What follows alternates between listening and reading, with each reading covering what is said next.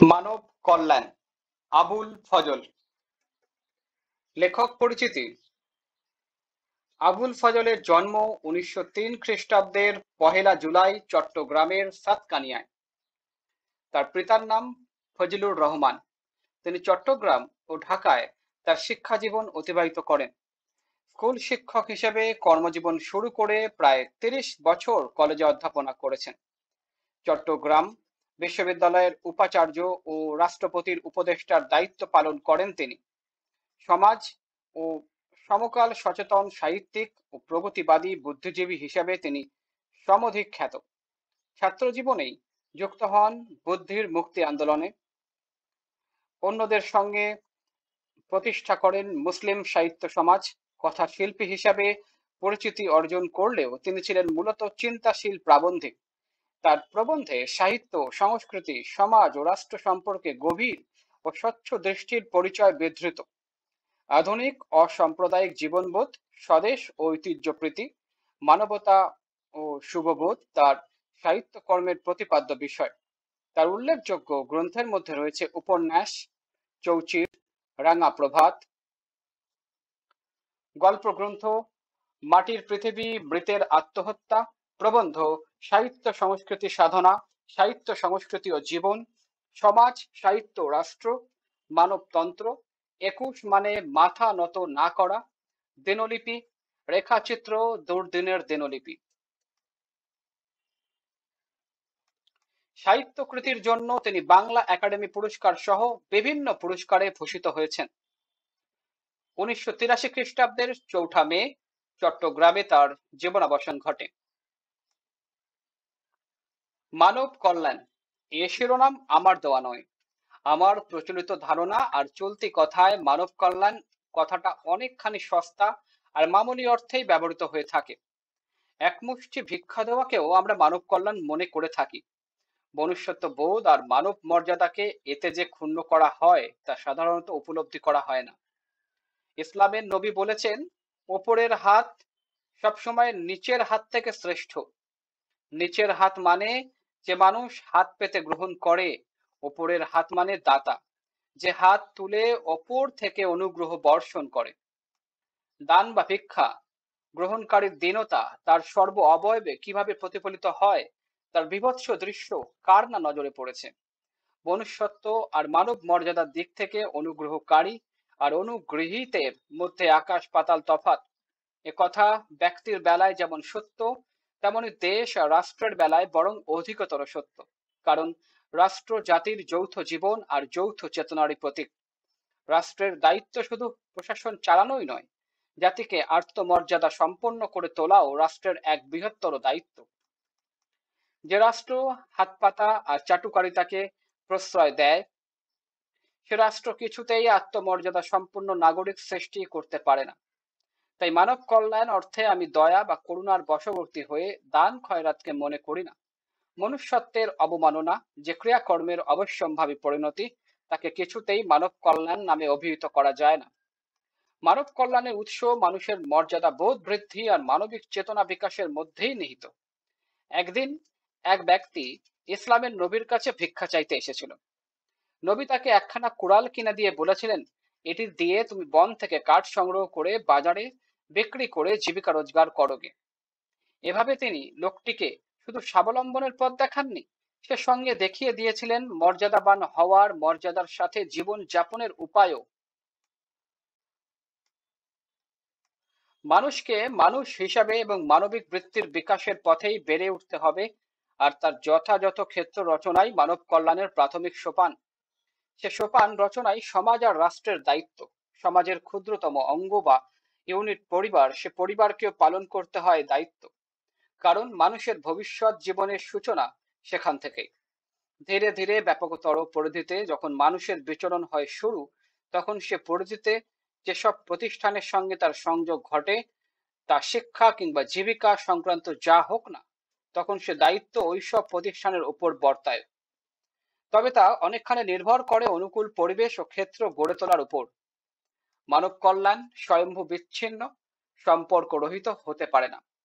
প্রতিটি মানুষ যেমন সমাজের সঙ্গে সম্পর্কিত, তেমনি তার কল্যাণেও সামগ্রিকভাবে সমাজের ভালো মন্দের সঙ্গে সংযুক্ত।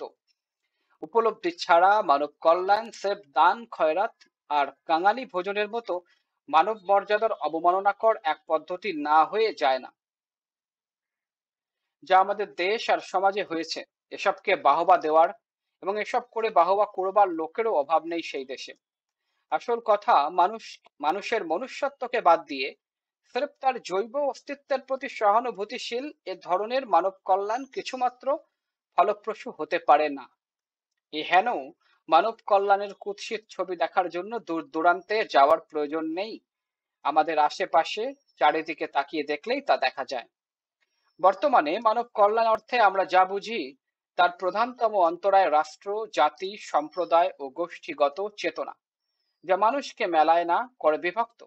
বিভক্তিকরণের মনোভাব নিয়ে কারো কল্যাণ করা যায় না, করা যায় একমাত্র সমতা আর সহযোগিতার পথে।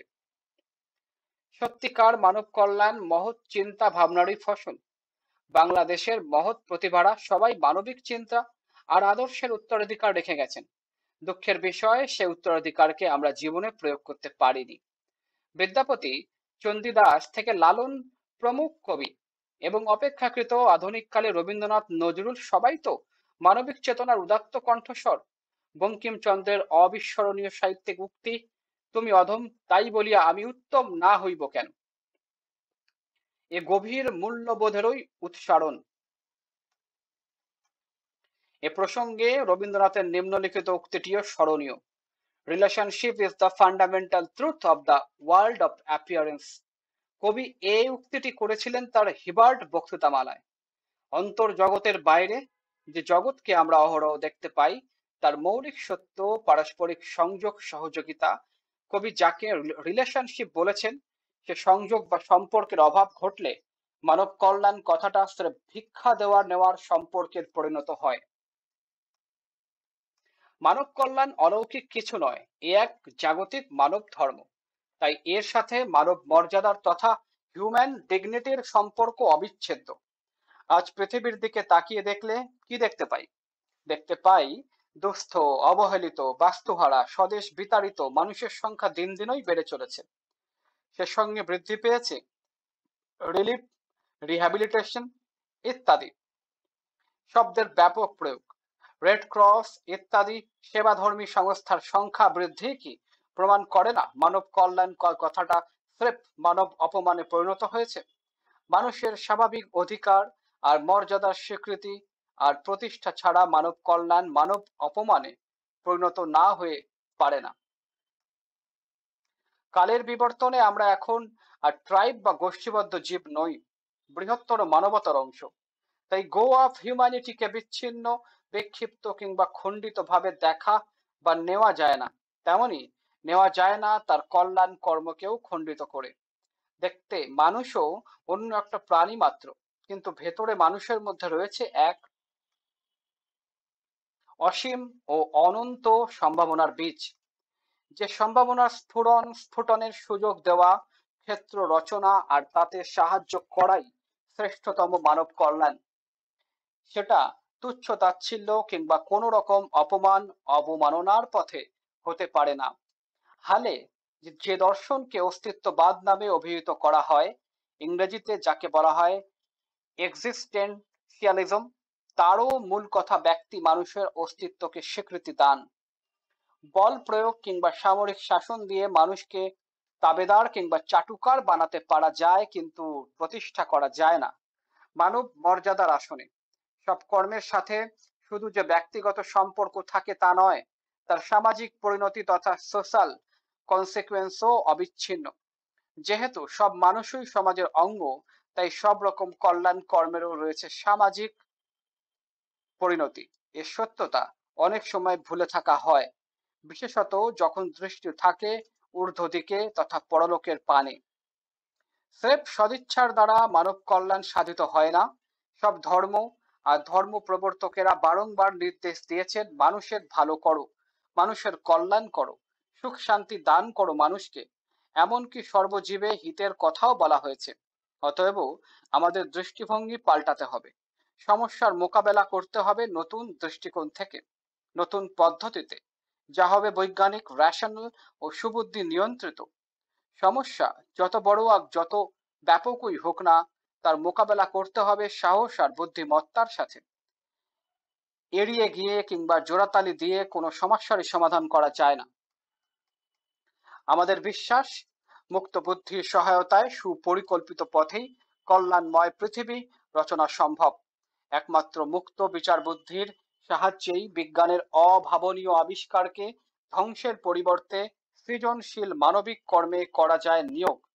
তা করা হলেই মানব কল্যাণ হয়ে উঠবে মানব মর্যাদার সহায়ক। সংক্ষেপিত। শব্দার্থ ও টিকা।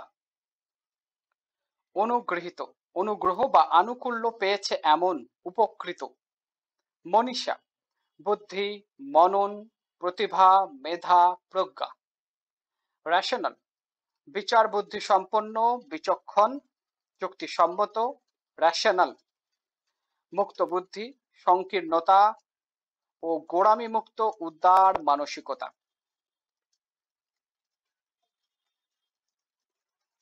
পাঠ পরিচিতি। আবুল ফজলের মানব কল্যাণ প্রবন্ধটি 1972 খ্রিস্টাব্দে রচিত। এটি প্রথম মানবতন্ত্র গ্রন্থে সংকলিত হয়। এই রচনায় লেখক মানব কল্যাণ ধারণাটির তাৎপর্য বিচারে সচেষ্ট হয়েছেন। সাধারণভাবে অনেকে দুস্থ মানুষকে করুণাবশত দান খয়রাত করাকে মানব কল্যাণ মনে করে, কিন্তু লেখকের মতে এমন ধারণা খুবই সংকীর্ণ মনোভাবের পরিচায়ক। তার মতে মানব কল্যাণ হলো মানুষের সার্বিক মঙ্গলের প্রয়াস।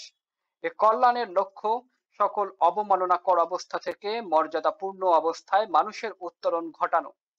লেখকের বিশ্বাস, মুক্ত বুদ্ধির সহায়তায় পরিকল্পনা মাফিক পথেই কল্যাণময় পৃথিবী রচনা করা সম্ভব। বহু নির্বাচনী প্রশ্ন।